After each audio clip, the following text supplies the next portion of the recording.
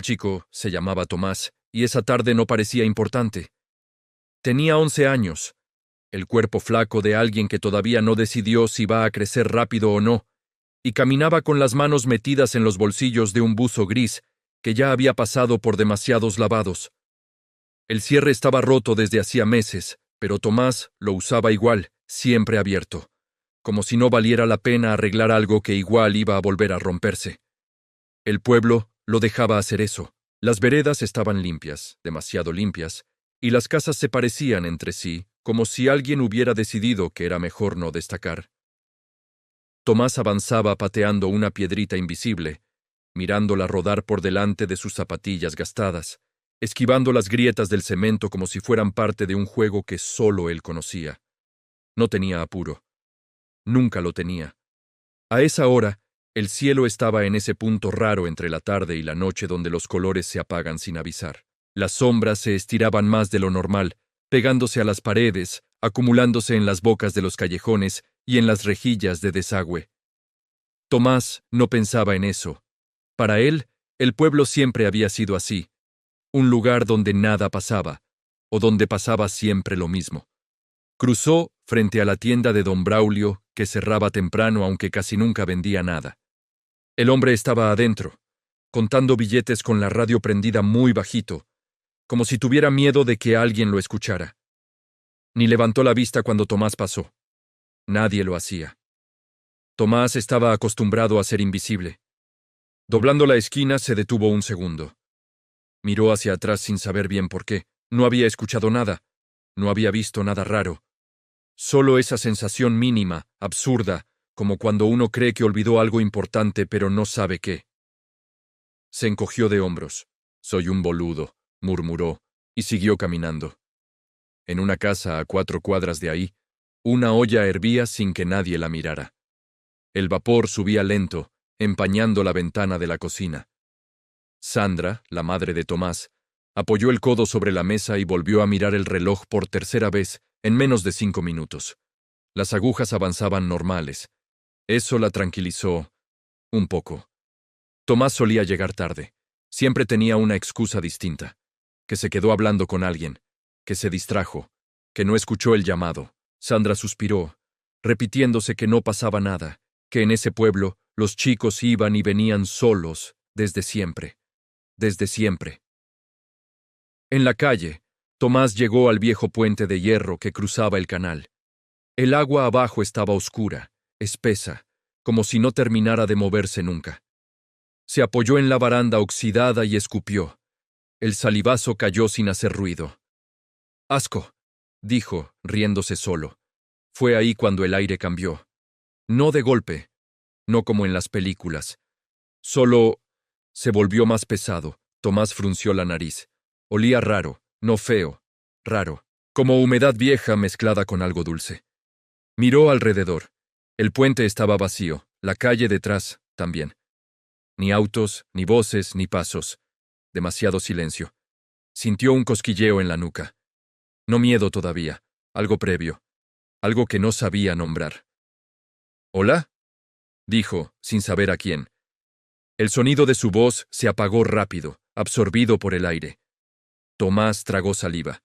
Se dijo que era una tontería, que tenía hambre, que estaba cansado.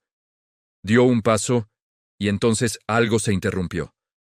No hubo grito, no hubo forcejeo visible, solo la sensación de que el momento se había quebrado, como cuando una canción se corta a la mitad.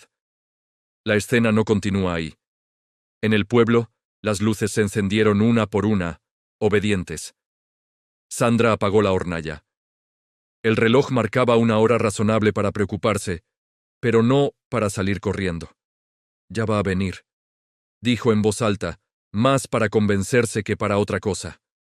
En la tienda, don Braulio bajó un poco más el volumen de la radio cuando escuchó algo que no supo identificar. No salió a mirar, no era asunto suyo. Y así, sin que nadie lo decidiera en voz alta, el pueblo empezó a hacer lo que mejor sabía hacer. Seguir. Tomás no volvió a cruzar ese puente. Y nadie preguntó por qué. La casa estaba demasiado ordenada para una espera así. Sandra pasó el trapo por la mesada por tercera vez sin darse cuenta. No había nada que limpiar, El reflejo de la luz amarilla le devolvía una imagen tranquila, casi prolija, y eso la irritaba. Detestaba cuando las cosas parecían normales sin serlo. Miró el reloj. Las agujas seguían avanzando con una calma insultante. Siempre lo mismo, murmuró. Tomás solía llegar tarde. No era nuevo. Pero esa noche había algo distinto. No una alarma clara, no un pensamiento concreto. Era más bien una sensación sorda, clavada en el pecho, como una astilla que no dolía del todo, pero tampoco se iba. Apagó la televisión sin recordar qué estaba mirando. El silencio se acomodó en la casa con demasiada facilidad. «Tomás», llamó, sabiendo que no iba a responder. Se asomó a la ventana del frente. La calle estaba quieta. Las luces encendidas dibujaban sombras largas sobre el asfalto. Ningún chico en bicicleta, ninguna risa, ninguna voz, nada. Sandra frunció el ceño. Tomó el abrigo del respaldo de la silla y se lo puso sin apurarse, como si el cuerpo todavía no le permitiera aceptar lo que la cabeza empezaba a insinuar. A 2 cuadras de ahí, don Braulio bajó la persiana de la tienda con un tirón seco. El metal chirrió como siempre, un sonido familiar que solía tranquilizarlo. Esa noche, no. Se quedó quieto un segundo, con la mano apoyada en la cerradura. Algo le había cruzado la cabeza. Algo relacionado con un chico, con el puente, con una sensación que no supo ordenar. Negó despacio. No, dijo en voz baja. No otra vez.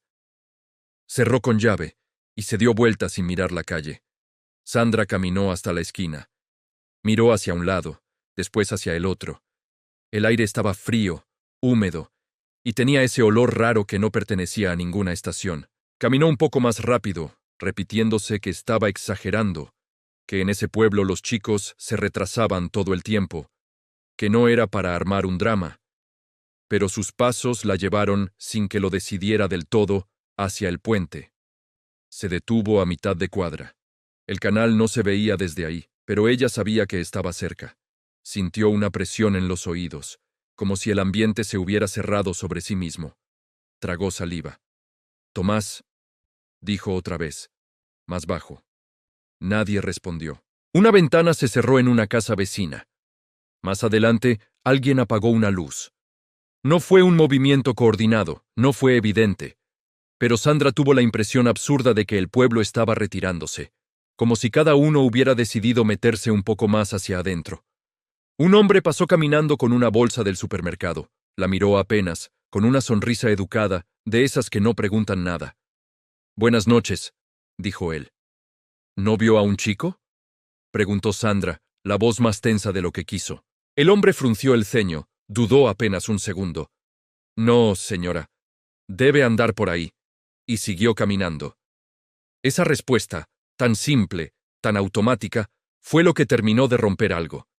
Sandra llegó al puente. La baranda oxidada estaba fría al tacto. Miró hacia abajo. El agua del canal se movía lento, espesa, reflejando luces que no parecían pertenecerle. «Tomás», dijo, ahora sí con miedo. Nada. En la tienda, don Braulio se sentó en la cama sin sacarse los zapatos. Tenía la radio prendida, pero no estaba escuchando. Pensaba en otras noches, en otros nombres, en otras mujeres paradas en la calle, mirando demasiado tiempo hacia el mismo lugar. Pensó en decir algo. Pensó en salir. Pensó y no hizo nada. Sandra volvió a su casa pasada la medianoche. No lloró, no gritó. Se sentó en la cocina, con el abrigo puesto, mirando el plato de comida fría que nadie había tocado. El reloj seguía funcionando. Y en el pueblo, sin reunión, sin acuerdo explícito, sin una sola palabra en voz alta, empezó a instalarse una idea peligrosa. Tal vez mañana alguien pregunte. Tal vez mañana alguien haga algo. Esa noche, no. La mañana llegó puntual. No hubo tormenta, ni sirenas, ni cielo extraño. El sol salió como siempre, tibio, prolijo, casi amable. Esa fue la primera traición del día. Sandra no había dormido. Estaba sentada en la cocina, con la espalda recta, las manos rodeando una taza de café que ya estaba frío. El reloj marcaba una hora absurda para seguir despierta, pero ella no lo había mirado en toda la noche. No quería confirmar nada. No todavía. El silencio de la casa ya no era neutro. Pesaba. Se levantó despacio y caminó hasta la habitación de Tomás. La puerta estaba entreabierta. La empujó apenas con los dedos, como si el ruido pudiera romper algo frágil. La cama estaba deshecha. El buzo gris no estaba. Las zapatillas, tampoco. Sandra apoyó la mano en el respaldo de la silla. No lloró. Todavía no. Había una parte de ella que seguía esperando escuchar pasos, una excusa torpe, una voz diciendo, «Ma, me quedé dormido». Esa parte todavía no se rendía. Afuera, el pueblo arrancaba. Una persiana se levantó. Un motor tosió. Una radio empezó a sonar en alguna cocina vecina. Todo seguía. En la tienda, don Braulio abrió más tarde que de costumbre. Se quedó un segundo de más con la mano en la llave, mirando el reflejo de su cara en el vidrio. Tenía los ojos hundidos, la boca apretada. Pensó en Sandra. Pensó en el chico. Pensó en lo fácil que sería decir algo. Después, abrió. «Buen día», dijo la primera clienta, con una sonrisa automática. «Buen día», respondió él, igual de automático. Nadie mencionó nada. Sandra caminó hasta la comisaría con pasos firmes, casi rígidos. Cada metro era una confirmación que no quería aceptar. Cuando entró, el oficial levantó la vista con calma, como si la estuviera esperando, pero no de verdad. «¿En qué puedo ayudarla?», preguntó. Sandra tardó un segundo en hablar. «Mi hijo no volvió anoche». El oficial inclinó la cabeza, escuchando, pero sin alarma. «Edad». 11. «¿Suele demorarse?». Esa pregunta fue un golpe seco. «A veces», respondió Sandra, «pero nunca así». El hombre anotó algo en un papel. No se levantó. No llamó a nadie. «Seguramente apareció en lo de algún amigo», dijo. «Espere unas horas». Sandra lo miró fijo. «No tiene amigos cercanos», dijo. «Y yo ya busqué». El oficial suspiró, incómodo. Se rascó la mejilla. «Vamos a ver qué se puede hacer», respondió sin convicción. Ese «vamos a ver» fue todo. Cuando Sandra salió, el sol ya estaba alto. La calle estaba llena de gente haciendo cosas pequeñas. Bolsas, charlas, rutinas. Nadie parecía alterado. Nadie parecía preguntarse por qué una mujer caminaba sola, con la mirada rota, de un lado al otro. Pasó frente a la escuela. Los chicos entraban en fila. Risas, empujones. Una normalidad obscena. Sandra se quedó mirando la puerta unos segundos de más, hasta que una maestra la observó con una mezcla de pena y distancia. No se acercó. No preguntó. Don Braulio vio a Sandra desde la vereda de enfrente. La reconoció al instante. Sintió un nudo en el estómago. Pensó en cruzar. Pensó en decir, «Anoche vi algo raro». Pensó en muchas cosas. Se quedó quieto. El pueblo no decía «no pasó nada». Decía algo peor. «Esto no nos incumbe». Al mediodía alguien mencionó por primera vez el nombre de Tomás, en voz baja, en una cocina, con la puerta cerrada. No como una alarma, como un dato incómodo. «¿El hijo de Sandra?», preguntó una mujer. «Sí», respondió otra. «Qué cosa, ¿no?». Y cambiaron de tema. Sandra volvió a su casa con una bolsa de pan que no recordó haber comprado. Se sentó en la cocina.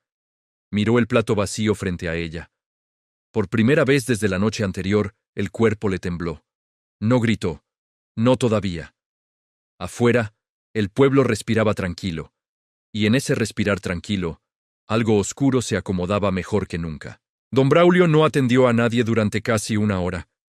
La persiana de la tienda estaba levantada, la puerta abierta, pero él seguía detrás del mostrador, con las manos apoyadas en la madera gastada, mirando un punto fijo que no era ningún objeto.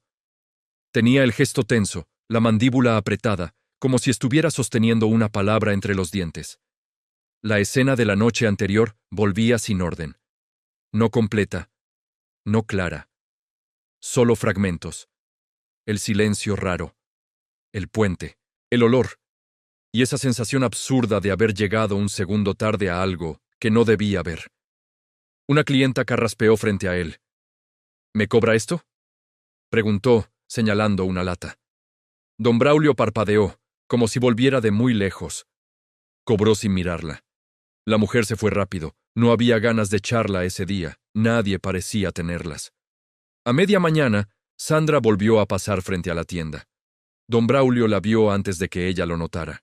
Caminaba despacio, como si el cuerpo no terminara de obedecerle. El abrigo colgándole pesado, el pelo mal atado, la mirada fija en el suelo. Esa imagen fue peor que cualquier recuerdo. «Mierda», murmuró. Pensó en salir. Pensó en llamarla. Pensó en todo lo que no había hecho.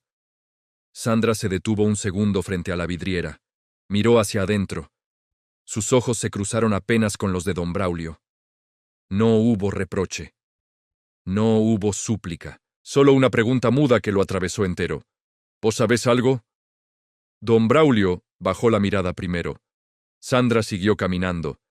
Ese fue el momento exacto en que él entendió que ya era parte del problema. Más tarde, en el fondo de la tienda, don Braulio sacó una botella chica de un cajón. No era para emborracharse, era para aflojar. Sirvió un poco en un vaso. No brindó. No suspiró. Tomó. El recuerdo se acomodó mejor. Había salido a cerrar cuando escuchó algo.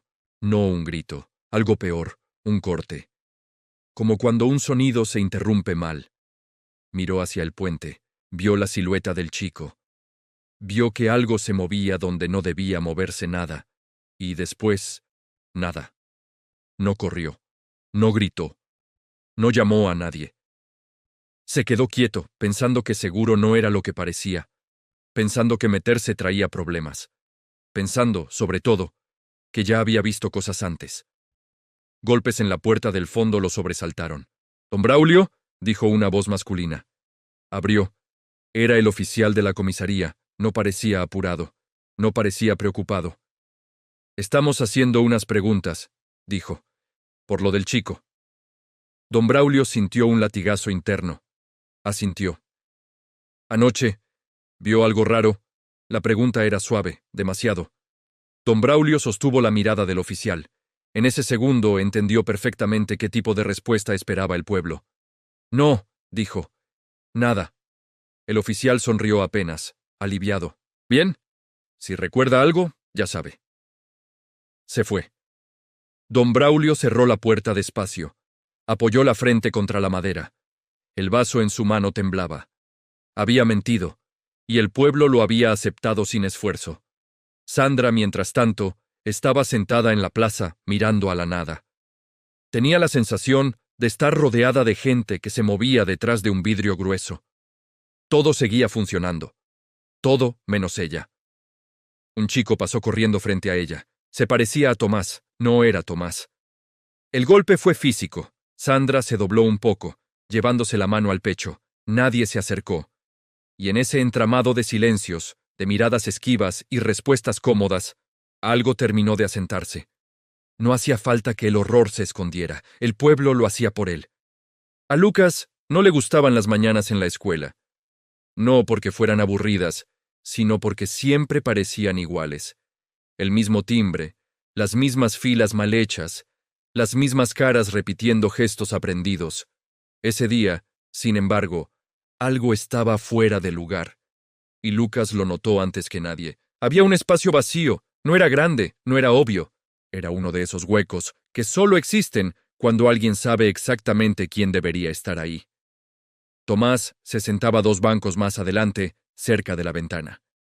Siempre dejaba la mochila en el piso y apoyaba los pies en la pata de la silla de adelante, aunque los profesores se lo marcaran todo el tiempo. Lucas lo sabía porque más de una vez se habían empujado por eso. Ese banco estaba vacío. Lucas frunció el ceño. Miró alrededor. Nadie parecía inquieto. Nadie preguntaba nada. Algunos chicos hablaban de una tarea, otros se pasaban un papel doblado. La maestra escribió la fecha en el pizarrón con letra prolija, sin mirar al curso. Lucas levantó la mano. La maestra tardó en verlo. «¿Sí, Lucas?» «Falta Tomás». La frase cayó rara. No fuerte. Rara. Como si hubiera sido dicha en el momento incorrecto. La maestra miró el banco vacío. Solo un segundo. Demasiado rápido. Hoy no vino, dijo. Abran el cuaderno. Eso fue todo. Lucas sintió un calor incómodo en el pecho. No porque la respuesta fuera insuficiente, sino porque había sido demasiado fácil. En el recreo, Lucas buscó confirmación. Caminó hasta donde solía juntarse Tomás con otros chicos. No estaba. Nadie parecía notarlo. Che, ¿Tomás? Preguntó a un compañero. Ni idea, respondió el otro, encogiéndose de hombros. Capaz está enfermo. Capaz. Lucas empezó a recorrer el patio como si estuviera contando cosas que no sabía que estaba contando. 1, 2, 3. Miró la fila de bicicletas apoyadas contra la reja. La de Tomás no estaba. Un recuerdo le pinchó la cabeza. El puente. La tarde anterior. El silencio raro. Lucas no había visto nada claro, pero había sentido algo. Una incomodidad que no supo explicar en ese momento. Ahora encajaba distinto. Durante la clase siguiente, no pudo concentrarse. Empezó a dibujar sin darse cuenta. No monstruos, no sangre. Dibujó el puente, dibujó el canal, dibujó una figura demasiado grande para ese lugar. Cuando se dio cuenta de lo que estaba haciendo, rompió la hoja y la metió en el fondo de la mochila. A la salida, vio a Sandra parada al otro lado de la calle. No lloraba, no gritaba, solo miraba. Lucas sintió vergüenza sin saber por qué. Se acercó unos pasos y se detuvo. Pensó en lo que dirían los grandes, pensó en las caras serias, pensó en el tono ese que usaban cuando algo era incómodo. No habló. Esa noche, en su casa, Lucas contó a la gente que faltaba en la mesa sin que nadie se lo pidiera. No dijo nombres, solo contó. Algo no cerraba. Se acostó sin prender la luz. Miró el techo largo rato. El silencio le recordó al del puente. No idéntico, parecido. Lucas entendió algo sin ponerlo en palabras. Tomás no era el primero, y si nadie decía nada, no iba a ser el último. Se dio vuelta en la cama, con el estómago apretado, sosteniendo una idea que no sabía cómo compartir todavía. Pero ya no podía soltarla. Lucas se dio cuenta antes de que le hablaran. No fue una intuición mágica ni nada parecido. Fue una mirada. Una de esas miradas que duran un segundo más de lo normal y dicen yo también sin abrir la boca. Estaban saliendo del aula cuando Mateo se le puso al lado. Mateo tenía la cara angulosa, los ojos grandes y atentos, como si siempre estuviera esperando algo que el resto no veía. No hablaba mucho en clase, pero cuando lo hacía, los profesores lo escuchaban. Tenía esa mezcla rara de chico tranquilo y cabeza inquieta. «Vos también te diste cuenta, ¿no?», dijo, sin rodeos. Lucas lo miró sorprendido. «¿De qué?». Mateo no respondió enseguida. Caminó un poco más hasta quedar fuera del alcance de la puerta del aula. Recién ahí habló. Del banco vacío. Lucas sintió un cosquilleo en los brazos. «Sí», dijo. «Falta Tomás». Mateo asintió, serio. Y no es el único. Esa frase cayó más pesada que cualquier otra cosa que hubieran dicho hasta ahora. Se sentaron en el borde del patio, cerca del árbol grande. El recreo seguía alrededor como si nada. Gritos, pelotas, risas exageradas. Todo demasiado normal para lo que acababan de decir. «Mi hermano iba a otra escuela», continuó Mateo. «Hace 2 años. Un pibe de su grado dejó de ir de un día para el otro». «¿Y qué pasó?», preguntó Lucas. Mateo se encogió de hombros. «Nada, eso es lo raro». Nadie volvió a nombrarlo. Lucas pensó en el banco vacío, en la maestra escribiendo la fecha, en el «hoy no vino». «¿Y si...?» Empezó Lucas, pero no terminó la frase. Mateo lo miró fijo. Tenía miedo, sí, pero también tenía algo más. Bronca. «Algo pasa», dijo. «Y los grandes lo saben». Esa fue la primera vez que Lucas escuchó eso, dicho en voz alta. A la salida, caminaron juntos sin haberlo planeado. Pasaron por la plaza. Lucas vio a Sandra sentada en el mismo banco del día anterior. Esta vez, su rostro sí se veía. Tenía los ojos hinchados, la boca tensa, la mirada perdida en un punto que no estaba ahí. Mateo también la vio. «Es la mamá», dijo, en voz baja. Lucas asintió. No se acercaron, todavía no, pero algo cambió en ese instante. Ya no podían fingir que no sabían. Más tarde, en la casa de Lucas, los adultos hablaban en la cocina con la radio prendida. Noticias comunes. Clima. Nada del pueblo. Nada de Tomás. Lucas y Mateo estaban en la habitación, sentados en el piso. Si no preguntamos nosotros, nadie va a hacerlo, dijo Lucas. Mateo respiró hondo. Entonces vamos a preguntar. No dijeron a quién, no dijeron cómo, pero el pacto estaba hecho. Y abajo, en algún lugar que ninguno de los dos conocía todavía, algo escuchó esa decisión como un ruido nuevo. El puente no parecía distinto durante el día. Eso fue lo primero que les molestó. Lucas y Mateo se quedaron parados a unos metros, mirando la estructura oxidada como si esperaran que hiciera algo por sí sola. El sol caía directo sobre el hierro viejo, marcando manchas anaranjadas y sombras duras. El canal, abajo, se movía lento, espeso, con reflejos sucios que no coincidían del todo con el cielo. «Es acá», dijo Lucas. No era una afirmación heroica, era una constatación incómoda. Mateo apoyó las manos en la baranda. El metal estaba tibio. Cerró los dedos con fuerza, como si necesitara sentir algo concreto. «No huele igual», dijo. Lucas frunció la nariz. Tenía razón. No era un olor fuerte, no era podredumbre ni basura. Era algo más difícil de identificar. Humedad vieja mezclada con algo dulzón, como cuando una fruta se pasa, pero sigue ahí. «Acá estuvo», dijo Lucas, sin saber cómo lo sabía. Miró hacia abajo. El agua del canal no reflejaba bien sus caras. Las deformaba. Por un segundo absurdo, Lucas tuvo la sensación de que el reflejo se movía con un ritmo propio. Parpadeó. «¿Viste eso?», preguntó. «Sí», respondió Mateo, y no me gustó. Un ruido seco los hizo girar. Del otro lado del puente, un hombre estaba apoyado contra una bicicleta. Los miraba sin disimulo. No parecía enojado, tampoco curioso, más bien incómodo. «¿Qué hacen acá?», preguntó. Lucas sintió que el cuerpo se le tensaba entero. «Nada», dijo Mateo. Mirando. El hombre los evaluó un segundo más. Sus ojos bajaron al canal. Volvieron a ellos. «No es lugar para chicos», dijo. «Váyanse», no gritó. No amenazó, pero el mensaje fue claro. Lucas dio un paso atrás. Mateo no. «¿Por qué?», preguntó Mateo. El hombre apretó la mandíbula. «Porque sí». Y se fue. Ese fue el momento exacto en que Lucas entendió que no estaban equivocados. Si no hubiera nada, nadie los habría echado. Se acercó un poco más al borde. Algo brillaba entre las sombras, enganchado en una reja baja del canal. No era grande, no era evidente. «Mateo», dijo. Bajaron juntos. Con cuidado. El agua estaba más cerca de lo que parecía. El brillo era un pedazo de tela gris, gastada, húmeda. El buzo. Lucas lo reconoció antes de tocarlo. «Es de Tomás», dijo, con la voz quebrada. Mateo no dijo nada. Se quedó mirando la prenda como si fuera una prueba que no quería tener.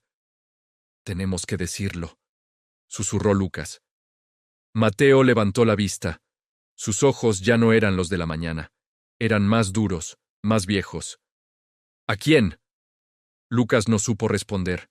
Arriba, el pueblo seguía funcionando. Abajo, el canal guardaba cosas. Y ellos acababan de cruzar una línea invisible. Lucas no durmió esa noche. El buzo gris estaba doblado en el fondo de su mochila, envuelto en una bolsa que todavía olía al canal. Cada vez que cerraba los ojos, veía el agua oscura y ese brillo atrapado en la reja. No hacía falta imaginar nada más. Con eso, alcanzaba. A la mañana siguiente, Mateo llegó a su casa temprano. No tocaron timbre. Lucas ya estaba esperándolo en la vereda. «Tenemos que decirlo», dijo Lucas, sin saludo. Mateo asintió, pero no parecía convencido. Tenía la mandíbula tensa, los ojos cansados. «Sí», respondió, «pero no a cualquiera». Caminaron juntos hasta la comisaría. Ninguno habló en el camino. El pueblo estaba despierto, activo, casi alegre. Un hombre regaba la vereda, una mujer barría hojas secas, un grupo de chicos cruzaba la calle riéndose. Todo funcionaba. Eso era lo peor. El mismo oficial los atendió. Los miró con una ceja apenas levantada, como si ya supiera por qué estaban ahí. ¿Qué necesitan?, preguntó. Lucas respiró hondo. Encontramos algo, dijo. En el canal. El oficial los observó con más atención. ¿Qué cosa? Mateo abrió la mochila y sacó la bolsa. El buzo gris cayó sobre el escritorio con un golpe seco, húmedo todavía. El oficial lo miró. 1 segundo. 2. No hubo sorpresa. ¿De quién es?, preguntó. De Tomás, dijo Lucas. Estaba enganchado en la reja del puente. El silencio se estiró incómodo. El oficial se recostó en la silla, cruzó los brazos. Eso no prueba nada, dijo. Pudo haberse caído solo. Pero Tomás no, empezó Mateo. No deberían andar metiéndose donde no corresponde, lo interrumpió el oficial. Ese lugar es peligroso. Lucas sintió un calor subirle a la cara.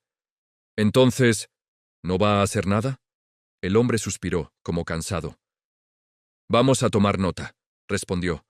Ahora vuelvan a sus casas. Eso fue todo. Afuera, el sol seguía igual de alto. Caminaron en silencio hasta la plaza.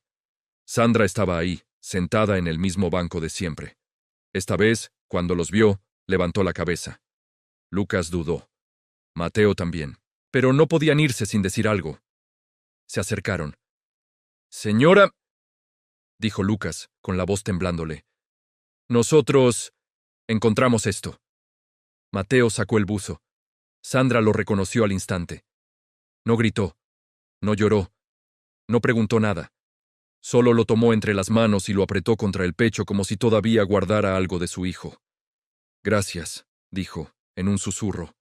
Esa palabra fue más pesada que cualquier reproche. Desde la vereda de enfrente, don Braulio los vio. Vio el buzo, vio a Sandra, vio a los chicos. Sus dedos se cerraron solos alrededor del borde del mostrador imaginario que ya no estaba ahí. No cruzó. Nadie cruzó. Lucas entendió entonces algo definitivo. Decir la verdad no obligaba a nadie a escucharla. Esa noche, el pueblo durmió. Y en ese sueño cómodo, algo supo que todavía tenía tiempo.